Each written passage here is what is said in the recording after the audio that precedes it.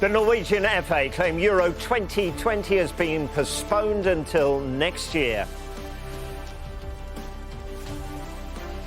Welcome back to Sky Sports News. As expected, the Euros are being pushed back to next summer. We'll bring you more from the UEFA meeting and look at what the delay means for sport. But the rest of the day's news too, as horse racing is suspended in the UK and boxing events are cancelled, and a huge moment in the NFL. The six-time Super Bowl winner Tom Brady announces he's leaving the New England Patriots. A reaction coming up to that later this hour.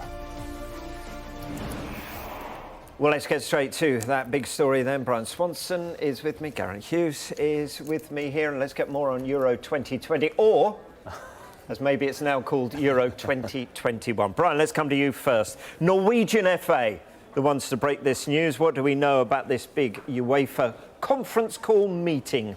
What we know is that this morning UEFA held a conference call with the European Club Association and with the European Leagues and FIFPro, the World Players Union. They then had a call from midday our time with all 55 associations in European football. Now, up until 10 minutes ago, that conversation was still taking place.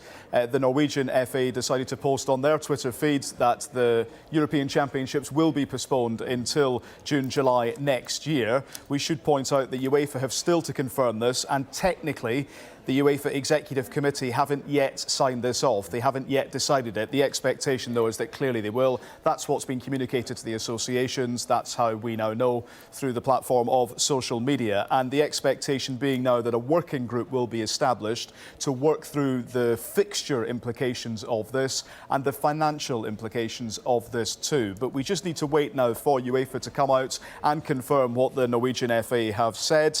This isn't a big surprise. This was expected. Football wanted a degree of certainty in what is a very uncertain time at the moment. So the fact that the European Championships have been postponed was likely, because ultimately, what were they going to do with it this summer? There's still so much uncertainty both around Europe and the world as to what's happening with this coronavirus pandemic. This seems, football will say, the most sensible solution, and it will now try to free up some potential fixture dates for those competitions to try and finish their season. So this is about clarity. That's what football needs, sport needs, in an uncertain time. Does this give us clarity, Geraint? Yes and no. How grey could I be on that one? I'll explain myself. Yes, it does, because Bryan is very eloquently just sort of, you know, with what we know now, and obviously yet to be sort of ratified by UEFA, their executive committee at the moment, but it's been one of the worst kept secrets of the last week, hasn't it, that the Euro 2020 was going to be postponed. Looking at the sporting calendar for next year, as I was mentioning earlier, there are no mega events. Now, when it came mega events, it's Olympics, it's World Cups, arguably a European Championships as well. These are the events that are truly global, with athletes from all over the planet. Huge commercial revenues, huge sponsorship, huge broadcast as well. They are, the likes of the Olympics, World Cup are the set above the rest. There are none of those next year. Looking at the calendar, as Bryan mentioned there, it's looking like there are going to be two working groups set up, one specifically to look at the calendar, the fixtures. We're hearing June 11th, June to July 11th next year. There aren't too many clashes. The one thing I was thinking it could clash with, which could potentially be used as a positive, was the UEFA Women's European Championships, due to be hosted by England next year. Now, they don't begin until July the 7th. So at the moment, if those dates that we are led to believe by Norway, that have been mooted by Norway, become true, there'll be a 4-day crossover. But, could there be some way of UEFA looking at sort of, not necessarily amalgamation of the two tournaments, but bringing them together, taking a negative and making a positive? I said there were no mega events. There is one event which sticks out to me, which could cause problems, because it's not controlled by UEFA, but it is a big footballing event, or FIFA hope it to be a big footballing event. It's the FIFA World Club Cup, the new revamped version of that, which is due to start on the 17th of June and go through to the 4th of July. So it doesn't take a genius to know that is slap bang in the middle of any rearranged European Championships, or Euro 2021, as you coined it a moment ago, Rob. So yes, it can be done, but there's going to have to be a degree of politics with the likes of FIFA, with the likes of other sporting federations there that are running some events as well. Maybe within UEFA as well. Maybe they won't necessarily see the way of bringing the women's and the men's Euros together. Is there another fly in the ointment of 21 from Amsterdam through to Baku, Budapest, Bucharest, through London, Dublin, Glasgow? Yeah. These stadia multi-use. We have pop concerts and other events that are booked at these venues sometimes years in advance. Will these all have to be shifted? Oh, this is one for the working group. I'm going to unashamedly bring Bryan here on this one, but this will definitely be for the working group because undoubtedly, let's just look at some of the stadiums that are being used. Wembley Stadium is very much a multi-purpose stadium. When there are no events being used at Wembley for sport, it's not just football, but it's taken over for a series of concerts because they lose the pitch, don't they, Bryan? And they tend to shed them together. What I think is important to stress is that I doubt today was the first time that those dates were just landed on people. There will have been talks taking place over the last week or so where the suggestion of the 11th of June to 11th of July would have been put to those associations, who in turn would have then gone to seek the availability of the stadium at that time. It would be a big surprise if this was just a big surprise to them. I think there will have been talks that have been taking place on this.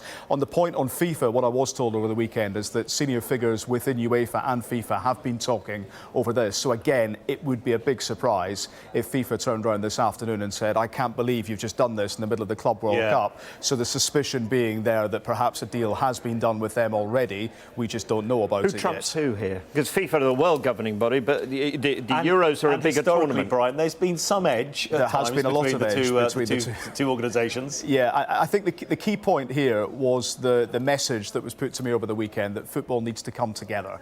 And Gianni Infantino said it in a letter to all associations and confederations last night. So the Club World Cup, given the fact it was going to be a new format, given the fact it was going to be a new time of the year, that would appear to be the most flexible. Of course, what we don't know are the contractual arrangements that have been set up with the Chinese, because I think it was due to be in China from memory. So that will have a direct impact. But UEFA clearly feel that they need to do something to try to give European crossover between calendar and the finances as well. It's far easier for a country, say, like the UK, to move around. Say they do want to hold the Euros in as many stadiums as possible in 2021 as in 2020. It may come to pass that it won't be hosted in as many venues as 2020. It may be fewer venues. It'll be easier for a country like the UK, England, Wembley.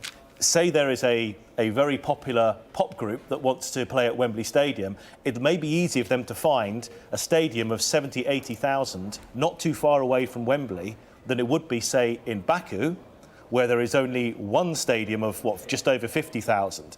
So the infrastructure, say, in the UK allows the flexibility. Yes, there are going to have to be some serious contractual talks, but in terms of those the FA won't want to lose the crown jewel of the semi-final and the finals being played at. That's where they'll go into bat and try and try and secure those events. But if, say, they had Pop Group A playing on a date, listen, the contracts can be changed, we know that, but it will be easier in the UK for them to be moved from Wembley to a venue of a similar size than it would be in several other countries within Europe. So I'm sure one thing that will be the final call of the day, won't it, Bryan, in terms of when the executive of UEFA come together, those kind of details will be taught. I think at the moment we're slightly speculating, but it's definitely a potential concern for some of the smaller nations that were due to hold the European Championships. And the key point here, Rob and Geraint, is that throughout the weekend, officials have been at pains to point out to me that this is all done amid the backdrop of what we are seeing around the world. We are seeing people dying. Lives are at risk here. They know that. They are not trying to say that the football machine just rolls on irrespective of anything. But what they have been trying to do was give a degree of clarity to those competitions, to those associations, to those people who ultimately rely on the income stream from the European Championships, to give them something to look ahead to and something to plan. They are not in any way dismissing what is happening around the world, but they're just simply doing what they believe to be the right thing, which is to try to give some degree of confirmation. And what Brian's saying there is, given everything that's going on, but the 55 member associations will be looking at their finances. The middle to smaller size associations, they would far prefer a European Championships to take place. The revenue stream that will allow, because UEFA funds the member associations in varying different ways, especially probably the more, I don't want to use the word powerful, but the bigger nations like your Germanys, your English football associations, etc., your Italian associations as well. The fact that there will be a championships to look forward to, a revenue stream, they will far rather that than maybe the semantics of exactly who and where is necessarily hosting the championships come 2021. Yeah, and let's just bring you an additional piece of information. This is coming from the Swedish FA chairman, Karl-Erik Nielsen, who said in a message to Reuters, this was during a UEFA video conference call, so this is to the Reuters news agency, Karl-Erik Nielsen said, postponed until the 11th of the 6th till the 11th of the 7th, 2021, so that fits in with you guys, and then said, we'll get back to you after the meeting. We'll get back to you when we get some more. Thank you for the moment.